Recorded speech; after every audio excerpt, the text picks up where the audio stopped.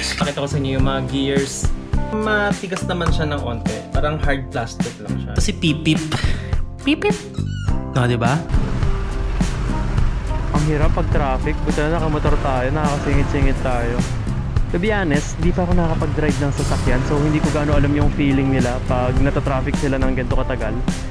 C3 na spicy. Wala pong drinks. Thank you po. Pwede po maging dalawang ketchup.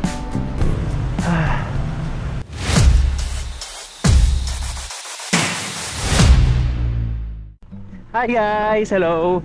Another day, another vlog. So wait lang. Pinababa ko yung balaklava ko para makapagsalita ako. Ayan. So andito tayo sa may Sampaloc, Manila, sa area namin. And for today guys, kaka-realize ko lang, naka 6 months na pala tayo kay ADV 160. So nabili natin tong motor na to nung kailan ba? April, actually March March 15.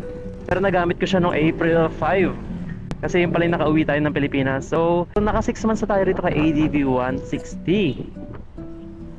So for this video, gusto ko lang sa inyo i-share yung mga ating feedback about kay Honda ADV 160. So guys, unang-una, isa sa mga pinaka nagustuhan ko po talaga rito kay ADV 160, may mataas sa ground clearance. Sobrang nai-enjoy ko yung mataas sa ground clearance ni Honda ADV 160. Yun yung talaga yung pinaka primary purpose ko bakit ako lumipat kay ADV 160. Kasi pag may mga humps, laging nasa side yung ilalim, tsaka lagi ako nag-aalangan, so lagi ko pang binababa yung paa ko. Ngayon pag medyo may mataas na humps, hindi na ako ganong nagbababa ng paa. Medyo mas confident na ako na i-drive, i-diretso yung pagmamaneho ko. At hindi lang yun guys lalo na sa mga baha na lugar. Alam niyo naman dito sa Manila, saglit na ulan pa lang, bagsakan na yung baha. And then second naman, bukod sa ground clearance, guys, yung suspension nito sa harap tsaka sa likod, ibang-iba yung talbog niya kay PCX 160. Akala ko kasi wala na sila gano'ng ipagkakaiba since gawa nga nung same makina naman sila. Same din sila na size ng gulong, magkaiba lang kasi pang off-road tong kay DB 160. Sobrang ganda nung talbog ng suspension na to. Sobrang ganda nung yung rebound niya. Lalo na pag may mga humps o kaya may mga biglang lubak, yung hindi mo na napansin, ang ganda po ng ibibigay nito. Hindi siya lalagatok. Yung nararamdaman ko sa PCX 160, lumalagatok siya, pero hindi naman nasisira si PCX 160, matibay naman. So wait lang, sa gilid tayo ng bus Paunahin natin siya, mamaya mahagip tayo. Nandito pala tayo sa may Dimasalang by the way, ginagawa yung kabilang tulay. And ayun nga, ang ganda ng suspension nito, wala akong masabi. Yung sa harap tsaka sa likod parehas. May backride ka man o wala. Kaya nga pag minsan kunyari may madadaanan kang uneven road tapos may mga lubak, makikita mo yung iba talagang tumitigil. Pero dito kay Honda ADV 160 pag ito tulad yan, di ba, dire-diretso ka lang, yung hindi siya tutunog. Kasi minsan mararamdaman mo tigas yung mararamdaman mo yung lagatok sa harap ito kahit hindi pantay di ba? Kaya sobrang sarap gamitin ito sa mga uneven road. Actually, di mo kailangan lumayo ng probinsya para makakita ng mga ganong kalsada. Mas marami pa ata rito sa may Manila o Metro Manila, di ba? So, para sa akin guys, kung naghanap kayo ng magandang suspension, pag maganda kasi yung suspension nyo, mas prone siya masira yung mags ninyo. So, di ba? Kaya yung iba, nag-upgrade pa ng shock. Actually, okay din naman yun. Before kasi akala ko dati okay talaga ako kay PCX 160. Promise, never ako nag-complain sa shock nung sa harap tsaka sa likod. Hindi rin ako nasiraan ng mags or nabengkong ng mags kay PCX 160. Pero ito nga, itong kay Honda ADV 160, nung nagamit ko siya, nagkaroon tayo naging owner tayo, wala akong masabi. Sobrang ganda. Tapos, next naman, sa tipid sa gas. Actually ngayon nasa 42.4 km per liter.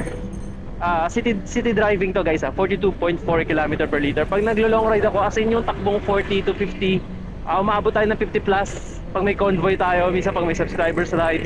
Pag padiretso lang hindi siya yung pagpaahon or mabilis na takbo. Pag bumibilis kasi takbo mo or paahon, syempre lumalakas yung konsumo sa gas. Pero napapaabot ko to ng 50 km per liter. Sobrang tipid sobrang tipid ito. Actually itong 42.4 km per liter niya ngayon, napakatipid po nito. Sobrang ang healthy sa ating mga pitaka, sa ating mga bulsa. So isa sa mga magandang feedback ko yun. Tapos regarding naman sa gulong, so 8,342 I think kaya pa ng gulong ko umabot ng 12 o 11,000 kasi actually sa gulong hindi ko yan tinitipid. Oo, nagbibili ako ng gulong na mura katulad ng B-Star, pero yung syempre yung may ibubugan naman, 'di ba? Yung alam mong maganda yung quality. By the way, sa mga nagtatanong pala kung anong gulong yung ipapalit natin dito, wala pa akong idea. Ang nasa isip ko talaga Michelin, Anaki, matagal na, simula pa nung wala pa ako ADV 160. Yung mga nanonood pa lang ako ng mga vlog ng mga gumagamit ng ADV 160. Si Anaki na yung nasa isip ko, pero ngayon kasi may mga nakikita akong gumagamit din ng mga pang CD riding na gulong, hindi na off-road. So minsan naapektuhan din ako kung mag Michelin City Grip ba ako, yung part 2 yung 2 Michelin City Grip 2, or mag Angel Pirelli ako. Kasi na-miss ko yung gulong ng Pirelli, yung kapit niya. Kasi ang problema ko dati sa Pirelli, yung nagbabako-bako nga, naging issue siya before. Pero sa lahat ata ng gulong na nasubukan ko, siya yung may pinakamakapit. So baka bumalik tayo para ma-experience ulit natin this time na wala na siyang mga issue. Wala naman sa akin minsan problema kung mabilis mapudpud. Huwag naman yung 5,000 lang pudpud na. Kahit mga 10,000, ganyan, 12, 13, okay na sa akin yan eh. Pero kung 10,000, grabe yung traffic dito sa tapat natin. Ay, buti na lang nagbablog ako para hindi ako ma-board. Nasa wrong side ata ako, nasa left side ako, dapat nasa right side ako. Baka gusto sumingit itong nasa kanan ko, paunahin ko na. Ayan, nasingit ko na kasi nakaklik siya eh. Ito, naka-Mio. Hoy, ang bait ng truck, umusog siya ng onte. Pinadaan niya na ako. Ayan, pinadaan na tayo ng truck. Umusog siya ng onte eh. Thank you, Mr. Truck. So, yun nga, regarding... Oh shit, here we go again. Ang hirap pag traffic, buti na nakamotor tayo, nakakasingit-singit tayo. To be honest, hindi pa ako nakakapag-drive ng sasakyan, so hindi ko gaano alam yung feeling nila pag natatraffic sila ng ganito katagal. Kamusta kaya yung mga paa nila? Nag-drive lang ako dati, dinrive ko rin sa sasakyan ng tita ko para mag-aral, pero never pa ako nag-drive ng sasakyan, so ayan, parang hindi ko ma-imagine yung sitwasyon nila. And then yun, tapos ano pa ba? Regarding naman sa pintura ni ADV 160, hindi pa naman siya naninilaw. Thankfully yung sa akin, hindi pa siya naninilaw. I think siguro malaking tulong din nung hindi na ako naglalagay ng wax, kasi feel ko mas nag-double yung effect ng paninilaw nung motor. Pag nalagay mo ng wax tapos nabibilad sa araw, katulad ng BS1, parang mas ano siya, nagdo-double yung effect niya. So hindi na talaga ako naglalagay, sabon lang talaga. Ganda rin nung rear light ito nasa tapat ko. Ewan ko kung anong motor to. Singit lang kami. Grabe yung traffic. Dahil pala nagahan ko pa umalis. Alas 3 pala dapat ako umalis. Alas 4 na pala. At sobrang traffic. Guys, isa pa sa mga nagustuhan natin dito sa ADV 160 guys, yung 8 liters na capacity niya. Alam niyo naman na tayo, lagi tayong may long ride, lalo na kung may subscribers ride. Kaya laking tulong sa akin ng 8 liters. Sobrang thankful tayo dyan. Normally yung 1 bar ng Honda ADV 160, experience ko lang to hindi to factual. I think umaabot siya ng 1.5 liters. Pero hanggat maaari guys, iiwasan nyo mag-blink yung motor. May mga times na ginagawa ko siya, pinapablink ko, pinapakita ko sa vlog ko hanggang saan yung kaya ng motor. Pero hanggat maaari, wag nyong pinagbiblink by the sir, pinapagaw niya na. Thank you!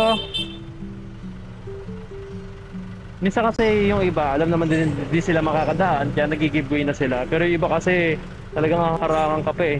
Sige po, sige po. Thank you, thank you! Ayan, bigayan lang, diba? Maging mabait lang tayo sa kalsada. Love one another. Wala, sobrang traffic eh. And then ayun, nasa na ba tayo? And then ito nga guys, yung handlebar ni Honda ADV 160 na love natin kasi lagi natin na pagkakapitan ng kung ano-ano, ng ito, phone holder, hook, tapos itong action camera. Lalo na kung nagva-vlog kayo, kailangan na kailangan nyo to. Yung iba ginagawa dito sa may side mirror nila nilalagay. Ako kasi parang naawa ako sa side mirror kasi parang masyado siyang mabigat. Mamaya mag-loose to rin pa yung pinagkakabitan niya. So I prefer na motorcycle talaga may handlebar. Kaya nga nagpa-plan ako in the future, if ever magkaka-big bike na tayo, si CF Moto 450 MT, para naka-naked handlebar pa rin tayo. Tapos ano pa ba? Yung sa gas tank ko naman, hindi ko na siya mapakita, pero yung gas tank natin sa ilalim, may mga gas-gas na siya. Pero normal lang kasi naglalagay ako ng box sa harap. Yung iba nilalagay niya ng tank pad or garnish, and then yung iba naka PPF, ceramic. Pero tayo, ang gagawin talaga natin is repaint. Then regarding naman sa box sa likod ko, nakasek tayo 45 liters. Wag po kayo mag 55 liters. Oo, alam ko nakaka-tempt. Parang mas masaya kasi yung malaki yung box, marami kayong malalagay. Pero mas ma-out of balance na kayo sa motor nyo. Tsaka pag sa singitan, mas mahirap na po siya sumingit pag naka 55 liters kayo.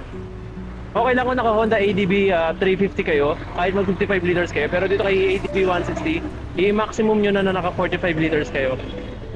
And regarding sa bracket na gagamitin nyo sa box nyo, gumamit kayo ng K3. Kasi may experience na ako sa SEC na nabiyakan siya. Sa box naman, yun nga, napapasukan ng tubig yung SEC. Wala rin ako ma-recommend sa inyo kasi puro SEC yung brand yung ginagamit ko. Pero itong box ko hindi na siya pinapasukan ng tubig. Pero sira yung gasket niya. Pero swerte natin dahil hindi napapasukan ng tubig. Kasi yung sa previous napapasukan siya ng tubig, binalik ko rin sa pinagbilan natin. Tapos parang ginlugan na ata nila, dinikit nila para hindi napasukan ng tubig. So effective naman. And then regarding naman sa ilaw kay ADB 160, kasi iba naglalagay ng crash guard. Kung tatanungin nyo ako maglalagay ng crash guard, okay din naman. Pero so ngayon kasi parang nakikita ko kasi iba yung crash guard nila nangangalawang. Tapos mas pinapakiramdaman ko pa kung kailangan ko ba talaga. Kasi mamaya sumahid ako sa gilid, o kaya may sumabit na tali, alam niyo, mas maka-aksidente pa tayo. So pinag-iisipan pa natin. Pero sa itsura kasi okay din sa akin yung may crash guard. Lalo na kung kunyari stainless. Ayun yung parang mas bet ko eh. Sana nga may step grill na rin para may patungan tong gitna natin eh. Pero wala pang step grill na nilalabas dito kay Honda ADB 160.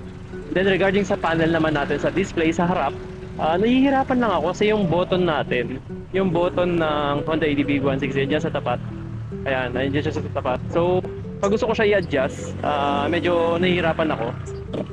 Unlike sa bagong ilalabas na Honda ADB 160 na version 2 na wala pa sa Pilipinas, na nasa Indonesia pa lang, andito na siya sa left side ng kamay nyo. Andiyan na yung pindutan para makapag-switch kayo. Tapos mas marami na kayong makakalikot doon kasi road sync na siya, connected na siya sa phone ninyo. May Google Maps na siya, parang ganon. Pero like I've said, hindi ako fan nung nasa TFT kasi ang liit lang naman nun. So tapos ayun, mas prefer ko na naka-phone na lang or kaya may dashcam kayo. Actually gusto ko nga rin bumili ng dashcam eh. Parang ang ganda rin na nakikita ko kay Newbie Rides. Si Newbie Rides pinapanood din natin siya. Tinitingnan ko yung ADB 160 niya. Parang ang ganda din nung nakikita mo yung rear view mo through your dashcam. Pero gusto ko nga yung dashcam na Ayochi kasi parang okay din siya na sabi ni Newbie na detachable daw yun, natatanggal daw yun. So okay din pala. Regarding naman sa seat, sobrang comfortable naman ng seat natin. Gamit ko pa rin yung 110 pesos na seat cover. Anti-scratch sa pusa.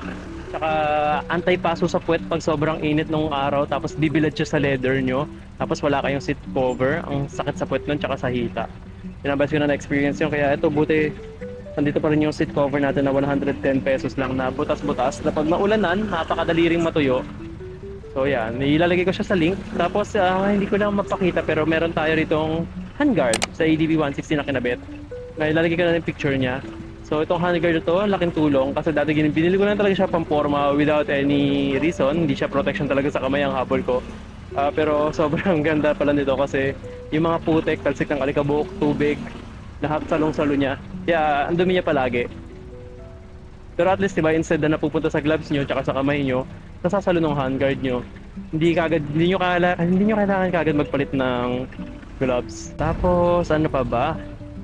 Yung sa ito na talaga sa bulsa rin, sa left side, sa bulsa ni ADB 160, yung compartment natin sa harap, yung saksakan, lalagayan ng phone, yung andun yung charger natin, nalilitan lang talaga ako, unlike kay PCX 116 na mas madali siyang gamitin, mas madali siyang paglagyan ng gamit.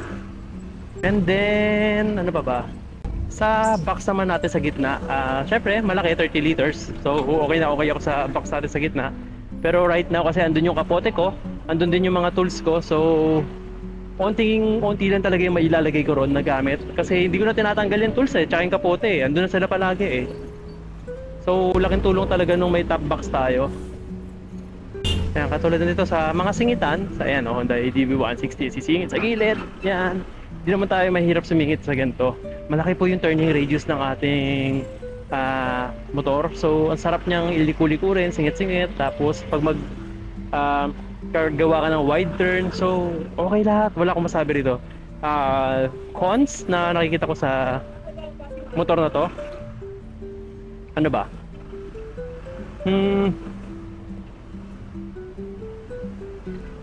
Yung isip ko nung cons ko rito kay Honda ADV 160, ano ba pangat na experience ko rito?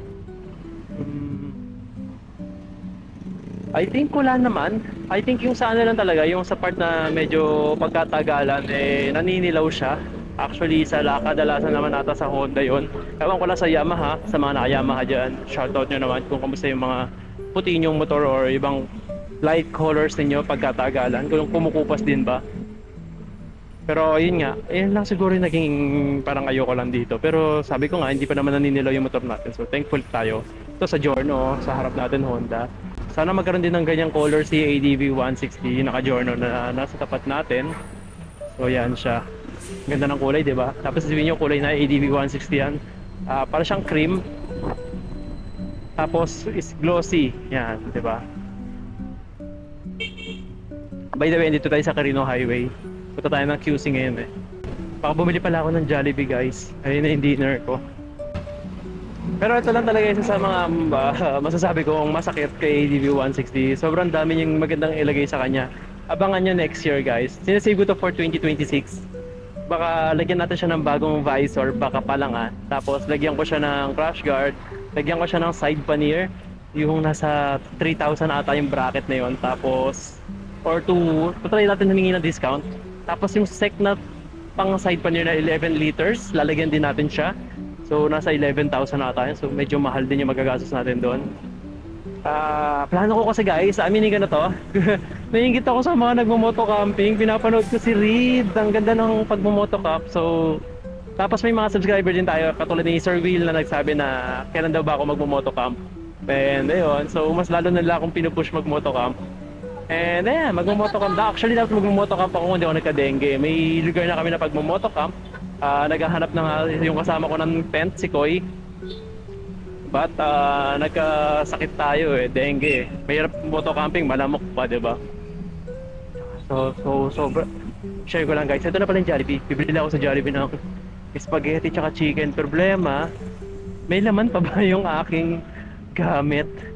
Ito ang problema sa walang step grill. Nung may step grill ako yung PCX 160, pinapatong ko lang siya sa gitna Tapos naka paper bag pa naman to sa Jollibee. Magkano lang ako, guys? Spaghetti tsaka chicken. Spicy. Sarap, diba?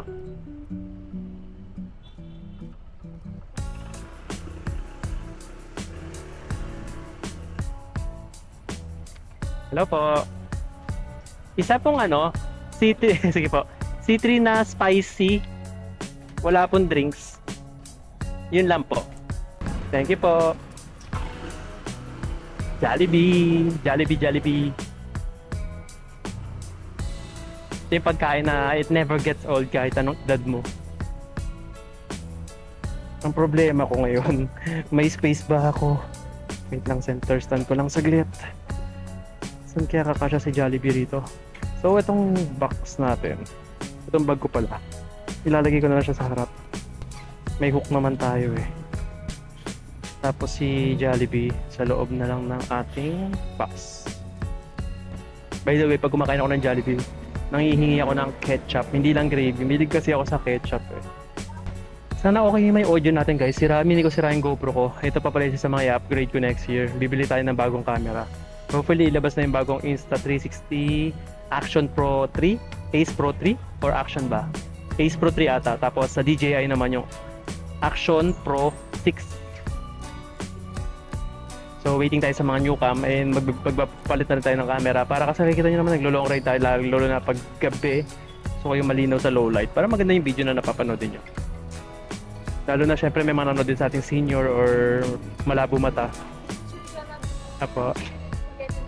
Thank you po. Pwede po maging dalawang ketchup. Thank you po. Salamat po. Thank you po, thank you po. Bait din nun nasa cashier. I mean nung nagsaserve. Let's go. Dati guys, nag-start ako. Minimum na sahod din. Like 550. Sa ano yun? Sa Sofitel. Ano kasi ako nun agency. Thank you! Bait diba? Kaya pag tayo nagbibigay din tayo palagi. Kahit naman hindi naman bumalik sa atin, pero maganda pa rin yung nagbibigay tayo sa kapwa natin, sa kalsada. Sa mga nagtatanong pala, ito na yung dinner ko. Baka sabihin nyo kasi nag-workout ako tapos nag-Jollibee ako. Actually, ang Jollibee hindi rin siya ganun kaganda. Kahit sabihin mo chicken siya, kasi mataas yung sodium content ng Jollibee. Pero kasi, pag kusinero ka, ewan ko kung ako lang kusinero ka, tamad ka magluto ng pagkain sa sarili mo eh. Kadalasan nakakasama ko na nagkukusina, puro instant noodles, tapos puro yung fast food mga ganyan. Ewan ko siguro nauumay din sila magluto minsan. Pero lagi ako nagluluto ng healthy food pagkasama natin si Mimidong. Kasi kailangan ni Mimidong din nun. Nagluluto din naman tayo ng healthy food para sa atin. Nagluluto ako ng carrots, broccoli. Pinapakuluan ko lang yun, walang halo. Pinapakuluan ko siya sa tubig na may onting asin. Ayun lang. Ano pa ba guys? So balik lang tayo sa ADV 160 pala. Ano ba yan? Napunta tayo kung saan. Pero ayun nga, yung sa visor naman natin sa harap, actually ito sa masakit na. Ito papakita ko yung concept na gusto ko. Ito siya. Nakita ko lang to sa Facebook. Kaya ang ganda rin ng mga nag-share ng idea, itsura ng motor nila kasi sarap kayahin, di ba? So yun. Ayan yung gusto ko itsura, pero kasi yung visor na kaya parang yung gantong visor na meron tayo, kailangan ko rin siya sa putik eh. Pag may mga tumatalsik talagang tubig lalo na yung mga naka-tail tie din na motor, yung nawala na yung pang cover nila sa tubig, so talagang tumatalsik eh. Kaya pag-isipan pa natin kung magpapalit tayo ng visor. Hindi ko naman pwede siyang gawing dark yung visor kasi matatakpan niya yung view. Mababawasan yung view na makikita nyo yung POV pag nagbablog eh. Okay lang kung di ako nagbablog. Papalit ako ng visor to na parang fade, black fade, parang ganun. Ayun, tapos sa presyo nitong motor natin nasa 160, I think nasa 170,000 na to kasama na yung registro. Nag-iiba kasi yung presyo, nagmamahal eh, hindi bumababa eh. So sa 170,000 guys, I think itong motor na to sobrang sulit. Lahat ng kailangan nyo nandito na off-road, power, pantrabaho guys. Nakita nyo last time ginagamit ko to sa Joyride. Actually, hindi ko naman siya binababad sa Joyride. Pag kunyari may pupuntahan ako, like kunyari pupunta ako ng Robinson Ermita, mag-gym ako, maghihintay ako ng booking papuntang Robinson Ermita, diba? At least, pag nakakuha tayo ng booking, may nakuha na tayo na panggas, tapos may nakuha pa tayong pangkain, diba? Wait lang, yung bag ko malalaglag. Kaya laking tulong talaga nung may step grill ka rito sa harap eh. Hindi lang hook eh, para mas stable yung karga mo eh. Well, hopefully someday may gumawa na ng step grill, bibili talaga ako nun. So guys, malapit-lapit na rin tayo. Ano pa bang hindi ko na cover up sa 6 months experience natin sa motor. Wala naman akong pinag-aanoan. Guys, yung stock tire lang, nung una nakakapitan ako sa kanya, pero nung tumagal, may instances na nadudulas talaga ako. Siguro mga twice nung nagsagada tayo. Hindi ko alam kung dahil maulan. Pero kasi parang mas nakapitan pa ako sa Vista nung humuulan eh. Pero anyway, kaya nga napapaisip ako kung Michelin City Grip 2 ako or mag-Angel Pirelli. Kailangan ko talaga sa gulong yung sobrang makapit. Buhay nyo nakasalalay. Ito yung pinakawag yung titipirin. Sa V-Star, okay din naman ako mag-V-Star. Pero mahilig ako mag-iba-iba ng gulong. Hindi ako consistent sa isa. Parang mahilig ako mag-explore. Like yung Eurogrip sa PCX ngayon, tinatry natin, di ba? Kasi lalo na sa content din, gusto ko ma-share sa inyo yung mga experience natin sa bawat gulong, di ba? Paano tayo makakapag-recommend kung hindi pa natin natatry yung isang bagay? Kaya, ayun, gusto ko nagtatry-try ng gulong. Pero mukhang malaki yung chance na mag-Michelin City Grip 2 tayo kasi hindi pa tayo nakakapag-try nun. Or Anaki. Shoutout kay Sir Manny na naka-Michelin Anaki. Sabi niya makapit daw eh. So, tatanungin ko pa ulit siya pag ano. So, yun lang guys. Yun lang lahat ng masashare ko dito sa 6 months of ownership natin dito kay Honda ADV 160. Yun lang talaga sabi ko sa inyo. Halos lahat pro. So, isa lang ang cons ko. Yung sa paint niya lang. Pero napakalita bagay nun. Kaya, if tatanong niyo ako kung bibili kayo, worth it bumili nito, bumili na po kayo. Ito yung pinakasulit na motor. Gamitin niyo sa trabaho, gamitin niyo sa long ride, gamitin niyo sa pansundo sa jowa niyo.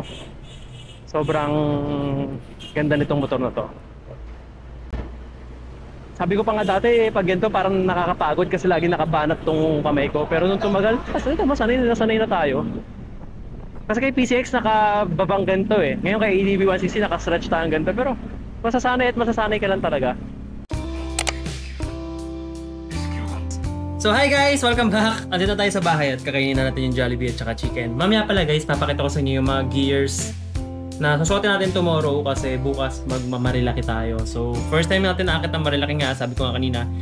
First time ko akit ang Marilaki ngayong taon. Last year kasi huling punta ko ron yung naka big bike tayo, naka Ninja 400 na big bike ni Junaidi yun. So ayun yung huling akit natin doon. So bukas akit tayo. Kasama natin si Koy, si Jing, tsaka si Norwell. Yung madalas natin nakakasama sa mga ride. And yan, magkikita kami bukas at 4 AM. 4 AM kami magkikita bukas. Tapos Shell Boso-Boso kailangan. Nandun na kami ng mga alas 6. Hindi, actually joke lang pala. 5 AM kami alis para 6 o'clock na sa Shell Boso-Boso na. Tomorrow pala is weekdays. So para hindi ganun kadaming tao sa Marilaki, para medyo mas safe tayo. At umuulan, kaya mamaya papakita ko sa inyo yung mga gears na susuotin natin. So, kain mo tayo. Ang dami ka ng Jollibee ko kagad. Okay guys, ano yung favorite nyong in-order sa Jollibee? Ako ito yung partner na to, spaghetti tsaka chicken. C3 ata yung number nito, C3. Tapos nanonood lang ako ng Solo Leveling. Ayan, may saging tayo rito. May orange tsaka vitamin C. Lagi, wait lang, hinaan ko lang. So lagi kayo inom ng vitamin C para hindi kayo nagkakasakit. Lalo na ako, nagka-dengue ako, mas lalo ako nag-pay attention sa gamot. So, inom kayo ng vitamin C na 1,000 mg with zinc para sa babae tsaka sa lalaki yan, hindi na sa lalaki. So guys, pakita ko lang ito yung gagawin natin bukas. Kay Mimidong to, yung Moto Wolf niya na knee guard. So, hirapin muna natin to. Medyo matigas naman siya ng onte. Parang hard plastic lang siya. Pero lightweight naman siya. Tapos hopefully hindi natin magamit to. Ibig sabihin pag nagamit natin to, tumove tayo. Diba? So may link ako nito sa Shopee. I-drop ko na lang sa baba. At syempre, yung motorcycle jacket natin. Kasi nag-uulan. Pag ganito, mas hindi naman mainit. So malamig naman yung panahon recently dahil sa ulan. Kaya magmo-motorcycle jacket tayo talaga na buo. Hindi lang yung full print Manila na may padded. So ito buo talaga to. Para mas safe tayo bukas kasi baka madulas yung kalsada, pero hindi naman kami mabilis magpatakbo. And ayun lang naman, tapos yung gloves natin from Rock Bros, yung brown, kung nandyan siya. Pag wala, yung black na lang.